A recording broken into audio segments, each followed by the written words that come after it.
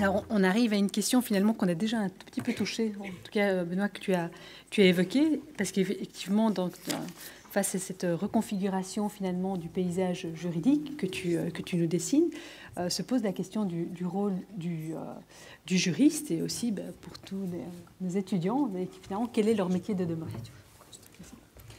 Absolument. Et pour les choses importantes que Maxime vient de dire, notamment sur la défense de l'état de droit et la conception de la justice, j'ai eu un petit contact avant avec les organisatrices, donc je me dis qu'on va pouvoir en reparler un peu plus tard. Donc, je ne veux pas donner l'impression que je laisse ces questions sans réponse, comme si elles n'étaient pas intéressantes. Elles sont évidemment totalement centrales.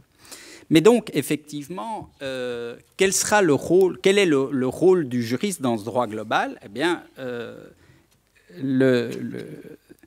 il peut être très important s'ils veulent bien s'en saisir. Vous avez compris, c'est le même enjeu que j'ai expliqué, c'est l'enjeu de la définition, c'est celui, en fait, de l'activité des juristes. Est-ce qu'il existe un droit global? Le droit global existe-t-il? Qu'est-ce que le droit? Tout cela, ce sont des manières de se demander ce sur quoi nous allons travailler, ce dont nous allons nous occuper, ce à quoi nous sommes ou devrions être formés. C'est ça, en fait, qui se cache derrière, comme disait Maxime tout à l'heure, c'est un des rôles du pragmatisme que de dégonfler la métaphysique. Derrière les grandes questions métaphysiques, vous avez souvent des questions extrêmement pratiques et des questions concrètes que vous posez, et elle est là, ici. Alors, 3 réponses. Un mot sur les avocats, qui jouent un rôle important. Un mot sur les juges, qui jouent un rôle important. Un mot sur l'université, et en particulier sur vous. On voit les avocats comme des acteurs qui sont très importants dans la construction de ces normativités globales. Vous avez une concentration de capital au niveau des cabinets d'avocats et vous avez eu la formation d'un certain nombre de global law firms, des cabinets d'avocats qui se voulaient globaux, et ça allait en parallèle avec les sociétés globales qui sont leurs principales clientes. Bon. Ce qu'on a vu à la demande de ces clientes, c'est que les global law firms sont devenus de plus en plus des global law firms, c'est-à-dire des fabricants de tout un tas d'outils globaux. Bon, on connaît évidemment l'ingénierie fiscale, mais vous avez aussi une ingénierie sociale qui n'est pas ici spécialement animée par des raisons diaboliques, mais aussi par le fait de comment dans un groupe mondial vous déterminez finalement vous-même la politique en termes de personnel, de salaire, de promotion des uns des autres, de diversité, d'égalité, de traitement, etc. Tout ça n'est évidemment pas possible a priori si vous appliquez le statut des lois sociales comme loi de police avec la territorialité des lois, et vous avez des gens qui font leur carrière dans tous les États du monde, mais qui en réalité changent à chaque fois de statut social. Donc vous construisez de nouvelles choses, et tout cela se fait dans, en réalité, à peu près tous les domaines. Donc les avocats, même si quand vous les interrogez dans ces law firms, vous dites non, non, non, non, Maxime y a fait allusion, non, non, attendez, nous c'est le 3, les sources formelles. En réalité, dès que vous creusez un petit peu, c'est très important évidemment pour eux de dire qu'ils ne créent pas du droit. Ça l'a fait très mal, ça, pour un avocat de créer du droit. Ils ne font qu'exécuter le droit des États. En réalité, c'est ce qu'ils font. Et donc, ils fabriquent énormément d'instruments. Et d'ailleurs, quand j'ai parlé de la concurrence des normativités en commençant, en disant les États se font concurrence, je vous ai donné une vision un peu simpliste. Dans le petit manuel, j'essaie d'expliquer plus en détail. Les États ne fournissent plus que la matière première du droit. Mais cette matière première, elle est ensuite transformée par des acteurs qui sont soit industriels, soit par des petites PME de niche qui font du sur-mesure et qui vont utiliser, par exemple, la double irlandaise et le sandwich hollandais pour mettre ensemble le régime fiscal qui va s'appliquer à Google, qui va lui permettre d'éviter autant de dizaines de milliards d'impôts en Europe à un moment donné. Hein. Encore une fois, je prends l'exemple du droit fiscal parce qu'il est parlant pour tout le monde, mais vous avez ça dans les structures de gouvernance, vous avez ça dans tout un tas de domaines, en dehors même du droit des affaires, au niveau des mariages, des règles en matière de mariage, la manière dont, en matière de succession, vous avez de l'ingénierie absolument partout. Un mot des juges. Évidemment, c'est qui le juge global? On a spontanément, on va répondre l'arbitre. Hein, là encore, un acteur clé de l'état de droit, le juge, le pouvoir judiciaire, privatisé, comme on le voit en matière commerciale, dans les arbitrages d'investissement, mais aussi maintenant sur tous les litiges en ligne. Le commerce est en ligne. Ce commerce en ligne est arbitré en ligne. Vous avez des plateformes qui ont créé des dispositifs d'arbitrage qui gèrent aujourd'hui plusieurs dizaines de millions de décisions par an et en vendant même les logiciels d'arbitrage maintenant vers d'autres forts que leur plateforme, tellement ils estiment avoir une expertise. Donc ici, vous avez quoi? Comme les juridictions internationales sont largement inaccessibles, comme les juridictions nationales ne sont pas à l'échelle, vous avez la nature sociale a horreur du vide juridique, et donc vous avez tout un domaine là, qui est en train de se développer et qui, pour une large part, n'est d'ailleurs pas du tout satisfaisant. Hein. Attention, c'est quelque chose que je rencontre depuis 20 ans, ce n'est pas parce que vous parlez de quelque chose que vous l'approuvez. En droit, on croit souvent que si vous parlez d'un phénomène, c'est que vous l'approuvez. Si on était ici dans un débat sur les massacres de la Seconde Guerre mondiale, personne n'aurait l'idée, parce que je parlerai du camp de Bergen-Belsen, je serais en train d'en faire l'apologie, bien entendu. Donc il faut simplement... En Amérique du Nord, par contre, il faut faire attention, parce que maintenant, on ne peut même plus faire l'histoire sans être accusé. Voilà, en Europe aussi, hein, on a des problèmes. Mais... Donc, le politiquement correct a bien progressé ici en Europe de manière assez spectaculaire et on n'a encore rien vu.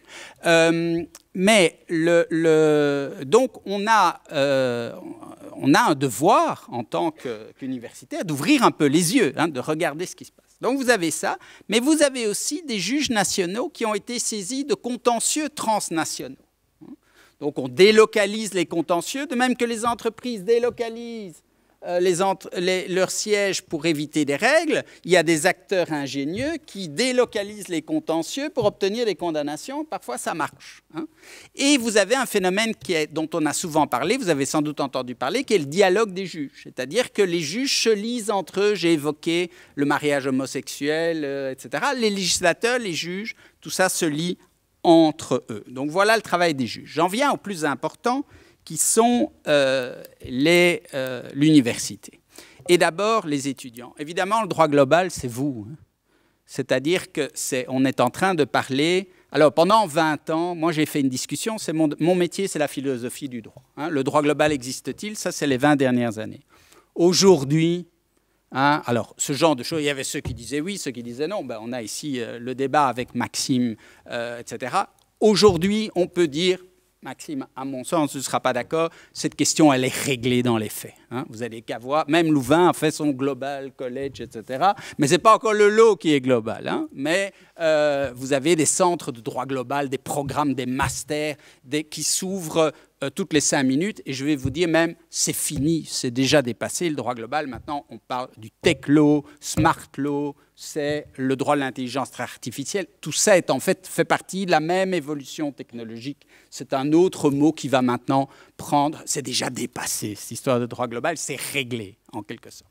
Mais donc, vous avez de nouveaux domaines d'empiricité qui se prêtent à l'étude et que je vous engage, si vos professeurs sont d'accord, vous encourage à le faire, attention, à prendre comme sujet de mémoire ou à prendre comme sujet de thèse. J'évoquais une thèse sur les extensions génériques de l'ICANN, les contrats de dette souveraine, les indicateurs juridiques transnationaux, voilà quelques-unes, les nouveaux instruments de la gouvernance européenne, etc., etc. Voilà quelques-unes des thèses soutenues dans les dernières années au centre Perelman.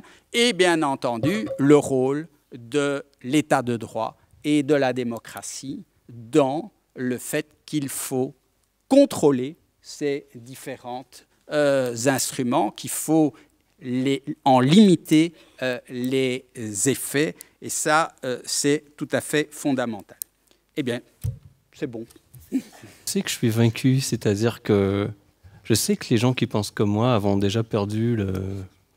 C'est-à-dire, c'était dans mes... J'avais prévu de le dire, c'est un peu ma conclusion dramatique, mais je sais que ceux qui défendent encore le droit comme forme instituée de raisons normatives, distinctes de la philosophie morale, mais distinctes de toute réduction du droit aux faits, et cette idée qui consiste encore à insister sur l'importance, sur ce qui distingue le droit de ce qui ne l'est pas, je sais que ça se perd, et j'ai très peu d'espoir qu'on m'entende au-delà de qu'on m'écoute simplement. Donc je me fais pas trop d'illusions non plus. J'aimerais aussi peut-être préciser mon propos. Ce contre quoi j'en ai, c'est la qualification de juridique de toute norme. Mais en refusant la qualité de normes juridiques à certaines normes, je ne suis pas en train de dire que ces normes n'ont aucune importance pour le juriste. Je ne suis pas en train de plaider en faveur de l'ignorance par les juristes du monde dans lequel ils vivent et ils gagnent leur vie, pratiquent le droit. J'en ai contre le panjuridisme et l'idée que parce qu'on croit que le monde évolue, que des normativités nouvelles émergent, il faille absolument les qualifier de droit. Et ce qui m'anime, ce sont des considérations normatives, c'est-à-dire que l'état de droit, il y a une raison pour laquelle ce n'est pas un projet épistémique. De distinguer le droit de ce qui n'est pas du droit, ce n'est pas comme distinguer les grenouilles des crapauds. Okay? Il y a un enjeu normatif. Il n'y a pas d'état de droit. L'état de droit se veut une valeur. Le droit sera toujours une forme plus formelle que concrète de justice, par exemple.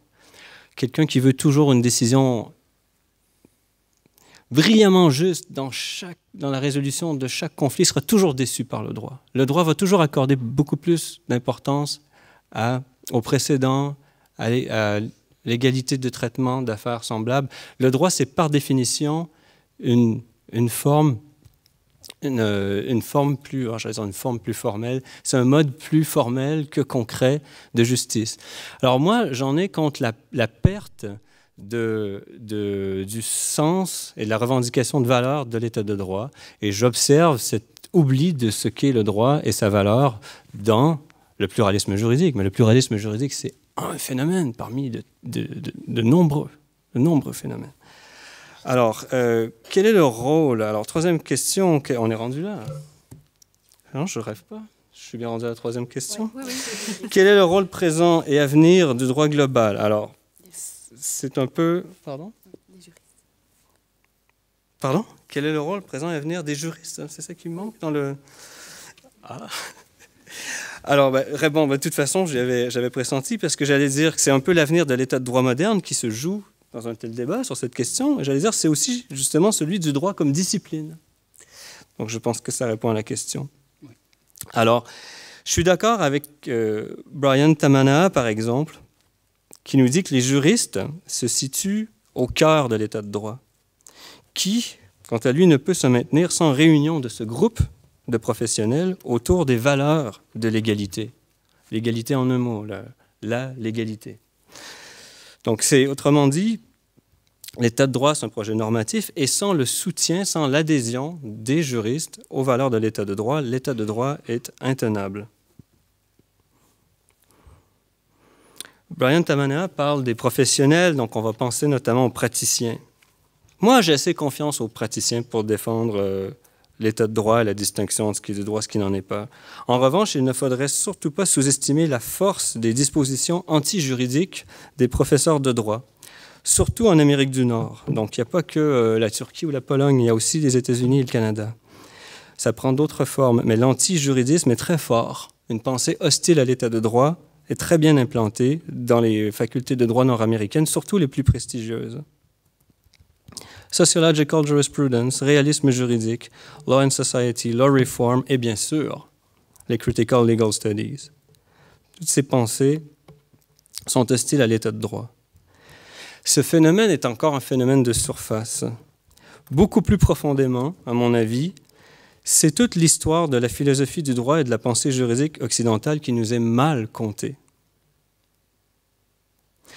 Au vu de la manière dont cette histoire nous est contée, et elle est enseignée, elle vous a été enseignée, cette histoire occulte la destruction du droit comme savoir pratique, comme raison pratique plutôt que théorique, mais raison pratique instituée, collective, inductive plutôt que déductive, prudente, fondée sur l'expérience et, pour toutes ces raisons, foncièrement distincte de la philosophie ou de la pure morale. Ce sens du droit nous est perdu. Une telle conception du droit fut très bien exprimée dans les mots de raison artificielle par l'illustre common lawyer Edward Coke, qui, dans l'affaire des prohibitions du roi en 1607, nous parlait du droit. En fait, c'est que l'histoire, c'est que le roi voulait siéger comme juge à la Cour des plaids communs. Coke était juge en chef de la Cour des plaids communs. Il a dit au roi, non, vous ne pouvez pas siéger comme juge. Vous n'avez pas étudié le droit. Le juge disait, oui, mais je suis pourvu de raison, je suis le roi, je suis un être rationnel. Et Coke a introduit cette distinction entre raison naturelle et raison artificielle. Il a dit au roi, dans son jugement, que ces sujets n'étaient pas régis par la raison naturelle d'un individu, mais par la raison artificielle et le jugement du droit, qui est un acte qui demande de longues études et surtout une longue expérience avant qu'une personne puisse maîtriser ce savoir. Or, avec Hobbes, une conception du droit comme pur instrument au service de la volonté politique souveraine s'est imposée. Le problème, c'est que Hobbes s'est attribué l'idée de positivité juridique en caricaturant la position de common lawyers tels que Coke et Matthew Hale comme une position de droit naturel. En qualifiant des écrits comme ceux de Coke de droit naturel, on oblitérait toute l'insistance et toute la notion d'artificialité. En fait, Coke avait insisté sur le droit comme raison artificielle plutôt que naturelle. Or, une conception volontariste du droit s'est appropriée l'idée de positivité du droit, et je suis persuadé qu'on vous a enseigné toute l'histoire de la philosophie du droit comme une opposition entre droit positif et droit naturel. Cette histoire est un mensonge. C'est donner raison à Hobbes qui a calomnié la common law. La véritable histoire, c'est une histoire entre conception du droit comme raison et conception du droit comme volonté. Et je vous dis, c'est la conception du droit comme volonté et du droit comme pur instrument qui a gagné. Moi, je suis un dinosaure, en fait. C'est le droit comme raison, comme volonté et comme instrument qui a gagné. Ça a fondé, Hobbes, c'était l'absolutisme, ça a fondé la conception volontariste, légicentriste du droit. Ça a fondé aussi des mouvements beaucoup plus tardifs d'instrumentalisme juridique, tels que ceux que j'ai évoqués plus tôt, sociologisme, réalisme, cynisme, relativisme, anticognitivisme normatif, critical legal studies.